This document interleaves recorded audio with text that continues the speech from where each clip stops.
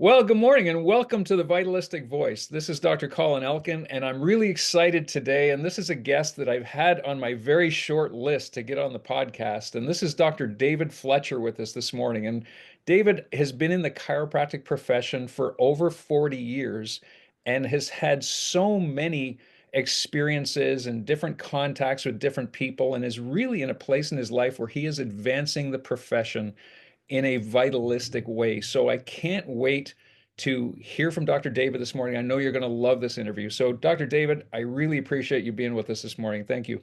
Dr. Collin, thanks so much for inviting me. Anytime I get a chance to talk to vitalistic chiropractors and vitalistic chiropractic, count me in. I'm there. Well, this is awesome. So I would love to know right off the start, and we were talking a little bit before the podcast. I would love to know a little more of an expansion of your story. How'd you get into chiropractic and your whole journey over those 40 years? You've had a lot of different experiences. Yeah. Well, you could go on and on and on about the right choices one makes, but I think it's more almost serendipitous. I had been to see a chiropractor as a child, but it was more for spinal related issues. I started to develop asthma, and without going too deep into the whole story of it, my uncle Bill, who happened to be a dairy farmer north of Winnipeg, which is where we lived, looked at my father and said, "For gosh sakes, take that boy to a chiropractor."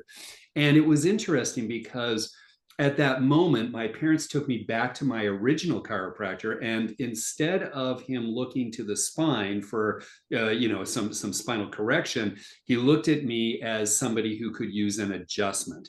And he started to adjust me versus manipulate my spine. And he started to see these amazing changes, as did I. I was targeted to go into medicine. I was targeted to, go in the traditional health sciences when I started university at a very young age. And I thought that doesn't make any sense. I've just had this remarkable experience. And so as we know, there's no other place to go in Canada at that era. I mean, we could have, I guess, gone to Palmer, but at that time, it was just easier to go to Toronto. So I'm a CMCC grad. And as a result of that, there was a pulse and there was a heartbeat of chiropractic in that early time in that era of CMCC.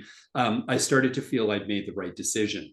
And so when I graduated, I went out west. I went out to Sylvan Lake, Alberta, which was a town of just 3,500. And I started to speak the vitalistic message, meaning we didn't need another chiropractor doing spinal based care, and my practice exploded. It was a 1 or 2 room office on the second floor on a town of 3,500, and you couldn't get near me. I was so busy because we were teaching the story and delivering the goods. And as a result of that, I started to explore more and more and more to build on what I'd learned at CMCC as to what it really meant to be a chiropractor. And so I started to organize my decision making around going to Parker, which was at that time, one of those great institutions of the Parker programs. And I started to hang out with chiropractors. And at that time, I started to learn more and more and more about what chiropractic was. Fast forward about 10 years from there, I moved back to Ontario and did a fellowship in sports sciences in CMCC, was teaching. And I ran into these two guys that were called Gentempo and Kent. And Pat and Chris and myself, they had just launched the subluxation station in 97. And they'd heard that I was this guy that knew what was going on. So they invited me to start participating in teaching and training the story of using scanning technologies as it related to the neurofunctional relationship. Final comment on that sort of path and journey was, can you imagine the mentorship that I was afforded by getting into that group? And so the three of us really made a decision we were going to change the world through technology as it relates to chiropractic. And in 2011, I took over CLA. It already was a booming force within the profession. It's now massively successful in doing what it was originally designed to do, which is to give chiropractors the opportunity to have a greater confidence, to look deeper into the nervous system. And we now operate and have installations in 28 countries. We have thousands of installations throughout the world. And Colin, I know you're an early adopter of it. And we moved to a cloud-based scanning system for data collection, which was phenomenal. We'll talk about that as we go down the path. But on average, we're collecting somewhere between 6 and 7 million scans a year in our systems now. So we're established as the scanning. What people should do is understand the value of scanning so that they can look deeper. That's amazing. And you already diverted the conversation to where I wanted it to go. So this is fantastic. You make it very easy for me, David. So, and I remember back because I was a 93 graduate of CMCC, Yeah, like you, and I started really getting inspired by the philosophy by going to seminars like Parker and DE. yeah, And that's where I got introduced to Dr. Gentempo and Dr. Kent and started becoming a subscriber to On Purpose. And that's where I mm-hmm. remember listening to you being interviewed on Purpose. And it was really interesting because the the spiritual aspect of the philosophy that I got from DE, which was very hardcore old school philosophy, I remember, and it was more Dr. Gentempo, and of course with Dr. Kent from a scientific basis, bringing that perspective into the philosophy. And that's what really helped me to change my thinking from that CMCC mentality, like you say, manipulate the spine, into more of an adjustment mentality, restoring the body's innate potential to heal through removing interference in the nervous system. And that was our whole philosophy and practice. So it's really interesting to hear that story. And I remember it was 1998, we made the big purchase of getting the Insight Oh, 7000, which lasted us till probably into the, oh gosh, 2012, 2013 until we upgraded. So it was a great piece of technology. But tell us the transition. So into getting into CLA, how tough was it for you to leave practice and become full-time with CLA? well, it was really tough because I think as you can appreciate, and I'm sure many of the coaching clients you have, you start to learn that you were built to be over the tables, meaning that was your calling. And I practiced for I didn't move myself away from practice, and I still have a micro practice just to make sure that I remind myself how important chiropractic adjustments are. But I didn't move away from that till about 2016. So it hasn't been that long, only about 8 or 9 years. But Colin, it was hard. And what I mean by hard is that I left my heart in the practice that I left. And it was, as you have left a practice, you know what it's like, is that you feel like you're almost abandoning yourself and the others, but you know that it's the right move. What happened after that was fascinating, is because I started to realize that I really hadn't left a practice. I just joined a bigger one. And the bigger practice was this worldwide vision, which is based upon the same principles that I built into my practice. The idea was that we always were going to be the teacher of the patients in front of us to make what we described as that critical shift. And that critical shift was this importance to realize that, as Dr. Kent would always say to us, his transformative moment was that his first chiropractor in Wisconsin said, listen, there's three things you got to know. They said that the body is self-healing, the body is self-regulating, and the master system of all is the nervous system. So clear the nervous system of interference, and the body self-regulates and self-heals, in the simplistic way, without getting the quasi-religious concepts going on, which, by the way, I adore. And so when it comes down to it, I started to realize that since we were teaching and training those same principles, but now we had the influence of thousands of offices doing millions of scans, that my practice, if you will, called CLA, is massive. And I feel connected to each and every client because I make a point of loving what they do. So it wasn't, you have to change the perspective. And that's all it is, just changing your perspective. So I'm really curious and I'm interested. I know our viewers will be very interested in currently what's happening with CLA, what's Mm. the direction, and what new things are you working on with the technology? Well, and the key word there is technology. And so one of the things that, when we get on, we have quite a large team. And so when we get on and do a team huddle and we start to talk about it, one of the first things that we talk about is we go to our core values. And the very first one of our core values is chiropractors first, meaning they better know what a chiropractic experience is, but we align ourselves with chiropractors. And so we talk about elevating the excellence that they can deliver. And one of the things, Colin, that we make sure we highlight and focus is the fact that when a chiropractor joins into CLA, they're not buying a piece of hardware. We inglamorously refer to them as toasters. You're not buying a toaster from us. You're buying an entry into the way in which you can gather phenomenal data and that you can build your practice around the conversations of what that data means, which means that you are making evidence-informed decisions and you are inspired through the principles of chiropractic only. So we don't sell to anybody else, meaning we only sell to chiropractors, and we proudly establish the conversation around the vertebral subluxation, meaning we don't hide that story. It's built into all our narratives.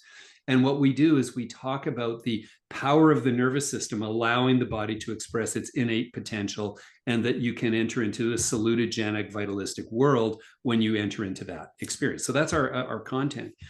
And so what's on the horizon? It's an interesting dance, because you said what's new in the technology. Technology advances all the time. One of the things that we're exceedingly proud of, and this was Chris and Pat's first endeavor outside of the spine, was that they started to introduce heart rate variability. And, we were the leaders of HRV along with HeartMath in the entire world at that time, as far as commercialization of HRV. And, if we were smart business people, we would have said, wow, you know what, there's Whoop, and Whoop is now valued at $14.5 billion, in terms of heart rate variability being accessible to the consumer.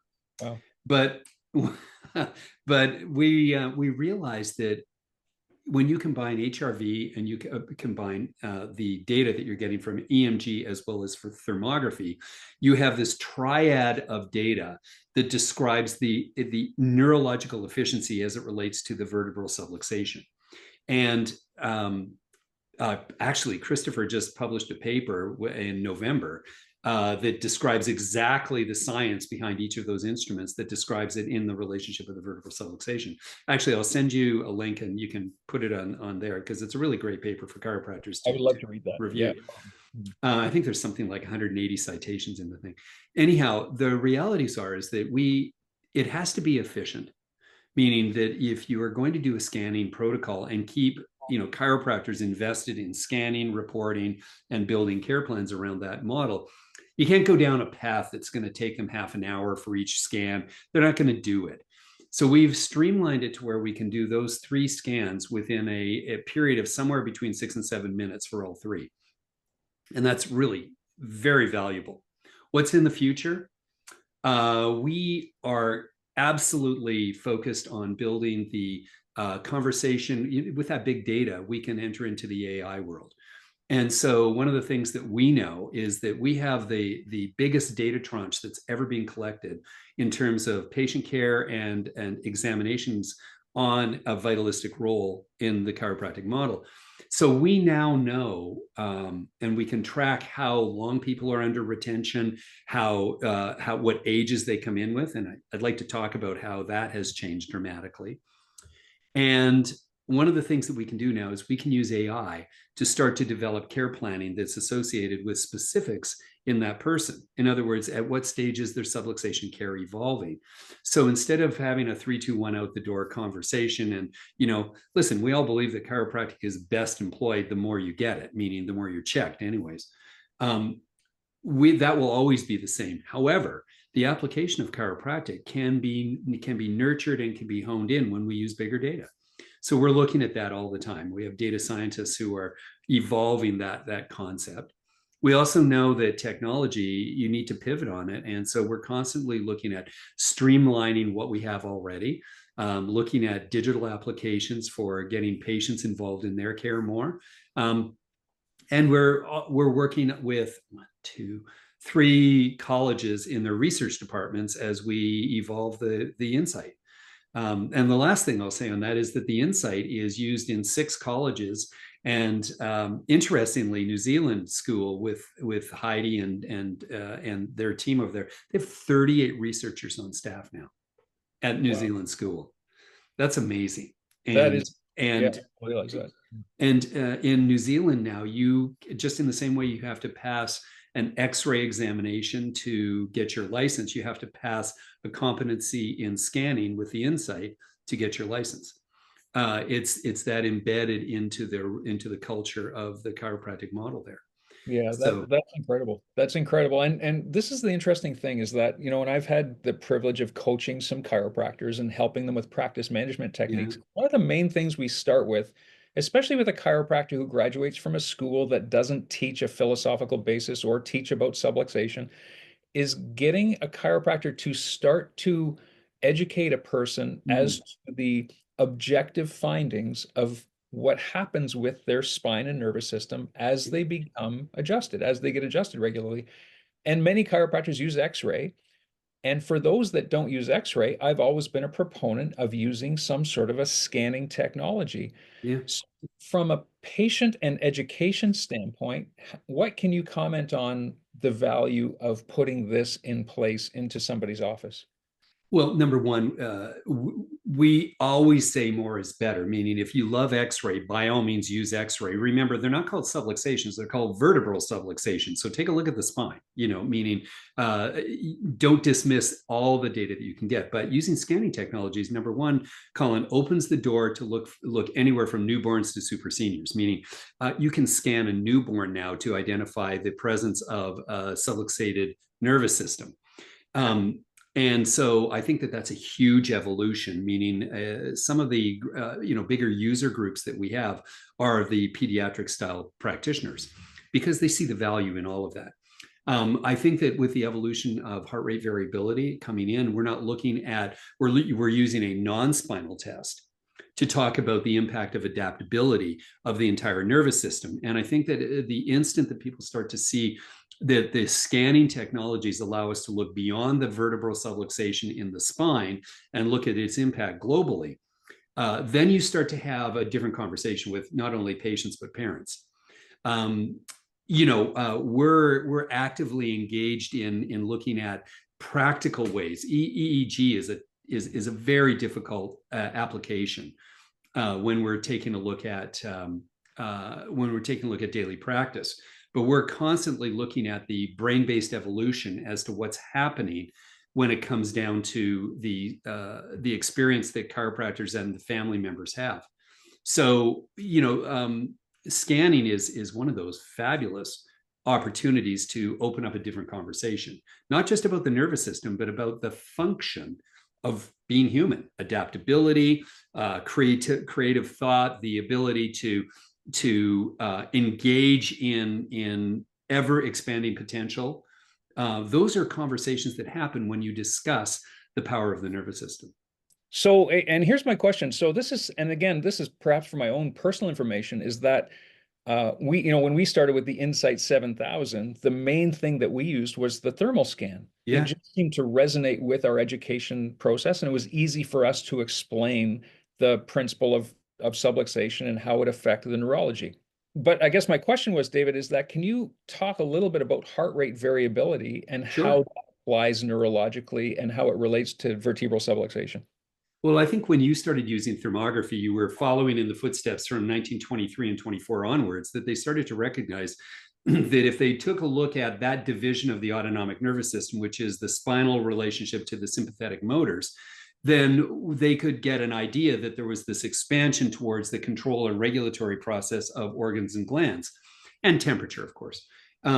So one of the things that the HRV does is that it expands that from being a regional autonomic assessment to a global autonomic assessment.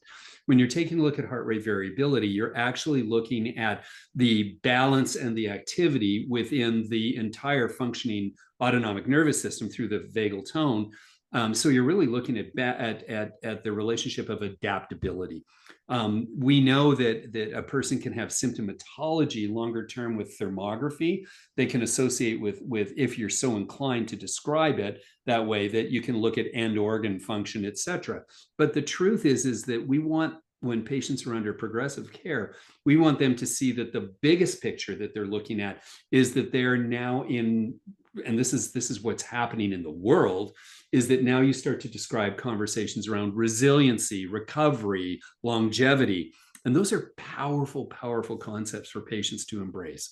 And that's at the fingertips of every chiropractor because, and this is what is so exciting right now about the world we live in, is that the hottest topic right now are the two words I mentioned, which are resilience and longevity. They're everywhere. And we've been the leaders of that conversation. Now it's up to us to capitalize on that because everybody's going to try and steal it. You know, you're going to have longevity pharmacies in a moment. However, like they did with wellness. But the realities are is that our time has come, and this is where it gets very, very exciting. But you have to have that critical shift to have a chance to look deeper into functionality versus how they feel. Right. You are absolutely right on. You know, it's interesting. My father is 91 years old, and he was born pre-World War II, obviously. Yeah. And but it's interesting, and he lives in a retirement home. He still has a lot of his function. Mentally, he's fantastic. Physically, he's a little weary. However, uses a walker to get around, but he's still getting around at 91, which is pretty impressive. It's But really the impressive. interesting thing with that is that the retirement homes and the nursing homes in Canada, for example, are being overloaded. Like Oh it's yeah. there's a lineup and a waiting list. And so this is absolutely, and you touched on it, this is absolutely a population that our profession can have a huge impact on for resiliency and longevity to for people to be able to keep their freedom as they get into their elderly years is absolutely huge. And chiropractic can play such a huge role in that. I have to share, if I may, 2 minutes of a story here. So my practice was in the first eastern suburb in Toronto. And when we built, I had a separate building that we built that exemplified chiropractic, and they put in a seniors residence next door, literally close by. And one day we saw this beautiful but aged woman who was walking on her own on her walker across our parking lot, coming into our office. And so, as she introduced herself, she was 94 years old. And when asked, as we were going down the path, when asked why she chose this home, she said, "So that I could walk to get my chiropractic adjustment." And we said, "Okay, tell us your story."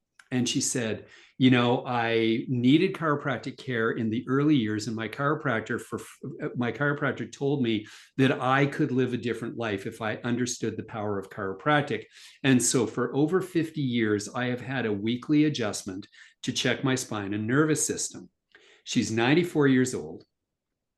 And we use the aggregated score from the EMG, the thermal, and the HRV. It's called the core score. And the reason I remember this is when she had her first scan done, she scored 94, which is almost impossible. It's on a percentile of 94% of her neurological efficiency. This was a beautiful woman who went out of her way to embrace chiropractic in her later years. And you could see that her history of making that choice was right there in front of us as a 94 for a 94-year-old. It's an incredible story. That is incredible. That's amazing to hear. You know, we'd love to hear more stories like that. Oh, yeah. I want to just address something that you brought up earlier, and that is the ability to have your technology, the insight technology in schools. And you said that Yeah. there were currently, I believe you said 3 schools that are currently No, using it. six Oh, schools six that schools. have So it. Yeah. six schools that are currently Um, using. So how does that get into more schools? And the reason I asked this, Dave, is because one of my goals, one of my big picture goals is to see another chiropractic school in Canada yeah. and a chiropractic school that represents a more vitalistic subluxation based and teaches that type of philosophy, technique wise, and so on for students. There's more students that go to the US now Mm-hmm. for chiropractic school than stay in Canada. And so I believe the need for another chiropractic school is huge in Canada. I'd love to see that happen. And obviously, there's a lot of people that think the same way that I do. So, how, in your opinion, do we get technology like this or this type of thinking into more schools? That's a great question, and we've been at the forefront of supporting schools through the educational process and the training process for interns. We have an open door policy that says if you're willing to have a conversation with us about the subluxation, not about fixations of the spine, but about the subluxation, we're going to support you. And so that was our open door policy. When we take a look at at the institutions that embrace it. They're the big ones like Life West, New Zealand school, Scottish school is opening up with that one, Sherman. These are the schools that have the impact of and are at the forefront of associated with the vertebral subluxation concept. European schools are emerging. So as I brought up Scotland, how do we get into more of them? I think that the society is going to start changing towards having chiropractors not come out of a kinesiology background only, which is what CMCC tends to attract, kin grads. And they're going to really start to attract people that are very intellectually capable, but they're not searching to be a backfill for medicine or a backfill for physiotherapy. Why do I know that? It's interesting. I teach down at New Zealand school, so I have a little bit of an inside track on that one. And one of the things that becomes evident is that in Canada, and you brought up the story here, is that when they started their school, at 30 years now, they've been in there, they had a mandate to support New Zealand chiropractic. And so they had a very limited number. So that it was 75 was their intake for each year. And like Canada, they have years, not quarters or tries. And so as a result of that, they had a limited number that would come down.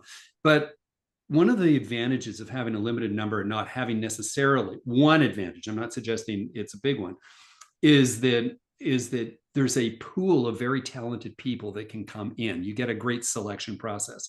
So instead of searching to get new students, you're actually building an acceptance model that says you're very well adaptive to our chiropractic message. Let's choose you. So they have been graduating phenomenal chiropractors focused on the vitalistic concept for 30 years through that.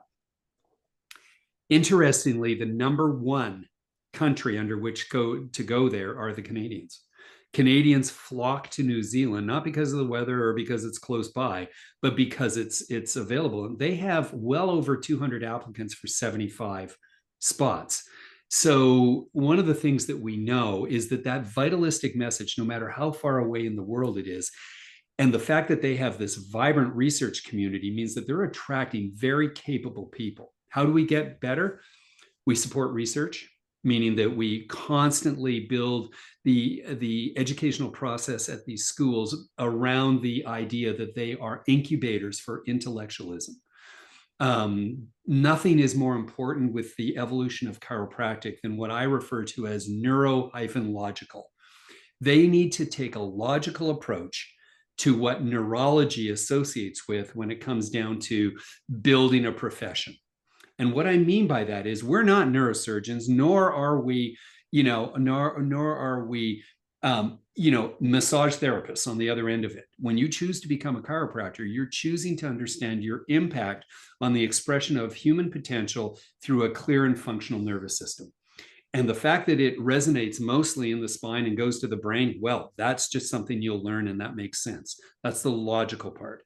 So when it comes down to neurological, it means that you have to love the idea. And I think our schools, as we start to attract more and more attention in chiropractic through this resiliency and conversation, it's our responsibility to support the schools that matter to us. And so, how do you support a school? You send students to them that you care about. You listen to what's going on in that school. And if you want to take your treasure, go and donate to some of them. And that's up to you. Nancy and I philanthropically, we support 5 schools because we love what they're doing and we know that that's our ability. So can't wait to do more. So bring on more schools for us, please. Yeah, that's great. That's great. So one question, and I'd love to open this up because I know a lot of our viewers would be interested in learning more about the Insight technology. Yeah. Notice that you currently have an on-demand webinar that's happening. Yep. How can chiropractors or even students find out more about Insight technology and maybe connect with you? Oh, well, that'd be wonderful if they do. I mean, we're on the social channels, so obviously keep aware that we're out there. But we have an award-winning website, and I say that because it's called insightcla.com. Colin, what's really powerful about it was when we were designing it, we created 4 journeys that were specific. So there's actually 4 websites within a website.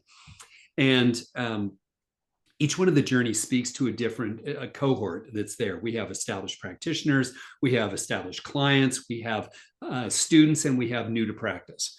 And so each one of those speaks to them in the same language, but there's a different conversation that I'm going to have with Colin, who, had a 7,000 back in 1998, to the one that I'm going to be talking about. It's going to be the same conversation around vitalism and around the ability to be a chiropractor of conscience. However, we're going to be talking to you about how to start a practice on one end, about how to establish a practice, and how to, get the most out of your practice on the other side. So I encourage everybody to go into that. It's very simple. Just choose your journey, and it'll talk to you and take you down the right path. I think one of the easiest things to do is get on our mail list. If you go on the website, if you go down there, each week I send an email like you were describing today, which usually we're offering something that I've been working on, whether it's a webinar, an on-demand webinar or otherwise. But if you get on our list, each week is almost like a newsletter, if you will, that I try to expand upon it and then add some value to it. It's up to you to feel if there's a marketing strategy that you value, like booking a demo or whatever else. But I just love talking about chiropractic, and so that's great to be on the list. Awesome. Awesome. Well, Dr. Dave, I certainly appreciate your time this morning. This has been absolutely enlightening for me, and I know very enlightening for our viewers. You are obviously a very intelligent guy, and clearly, obviously as a leader of a big company like CLA, you need to keep up with everything that's going on. But clearly, you've been doing your homework, so I give you tons of credit for that. So Thanks, Colin. very, very well done. So, any final thoughts for you? Yeah, I want to shine the mirror back on yourself. I absolutely appreciate the energy and the effort you're making to bring the concept of vitalism to an ever expanding group. Listen, I think in the sort of green room that we were talking about as we entered into this conversation, we both realized that the successes that we had in our practices and the ability we had to communicate and make change is something that we can share. I chose a CLA methodology, and you're choosing to do it through your vitalistic voice and your coaching programs. I think the more you give, the more you get. That's the experience I've learned in life. I just appreciate tremendously the giving that you're bringing forward. And I think that it encompasses this whole methodology that says, not only, it's the living principle, right? That Sid always used to talk about, especially at DE. But this message that we have is not new. It's just getting more refined. And there are more practitioners that care about chiropractic as it is meant to be. So I welcome everybody to think logically and be your best in practice every day. So eloquently said. And I believe too that once the principle of chiropractic permeates your heart, permeates your mind, and then permeates your heart, it never leaves you. And Yeah. I believe, when you're inspired with the principle of chiropractic, you just want everybody to know. So, that, and I know we're on the same page right there. Absolutely, and it's I think you and I have been around long enough to know we've heard this before, but these are the best of times, and and honestly, it's up to the practitioners listening to this and their friends and colleagues. Chiropractic never fails. Like, let's be crystal clear with this. It works. If someone is struggling in practice, don't blame chiropractic. Look in the mirror and start looking at self-responsibility. However you ended up with a chiropractic degree behind your name, you made an incredible choice. Colin and David sitting here talking to you were not very special people until we became, committed to this principle. We're all special, but I'm just saying it's not some, super skill that we had. We just dedicated ourselves to learning and delivering the principle, and it's available for everyone. Awesome. Well, Dr. David Fletcher, appreciate your time. This has been absolutely brilliant. Thank you so much for being on the podcast this morning. Thank you so much.